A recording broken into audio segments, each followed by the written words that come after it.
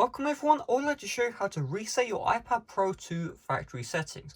By the end of this guide, you will have all of your data removed, so just make sure you back that up if you plan on following this tutorial. So the first step is you want to go to settings, then tap on general, then scroll to the bottom and you're going to see reset.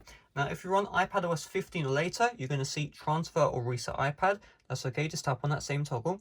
And then you're going to see the option here on iOS 14, erase all content and settings. If you're on iPadOS 15, there should be a different option. It should just say erase. So you just want to tap on the erase right here. And then you're going to be asked, do you want to update your iCloud backup? Choose if you want to do that. I'm going to tap on erase now. And it will ask to enter in your passcode. It will also ask to enter in your Apple ID password if you have an iCloud account linked. Make sure you enter that in, and then the factory reset will start.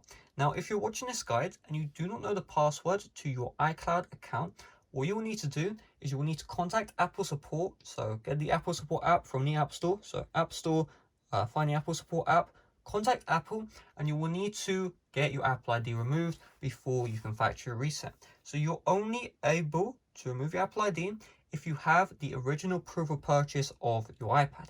If you don't, Apple's going to block the request. The main reason why is because that Apple ID lock exists to prevent people from stealing, quote unquote. Basically, Apple wants more money.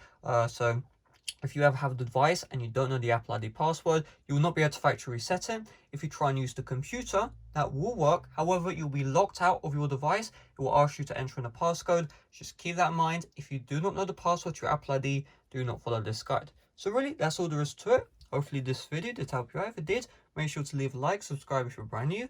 Thanks for watching. See you guys later. Bye bye.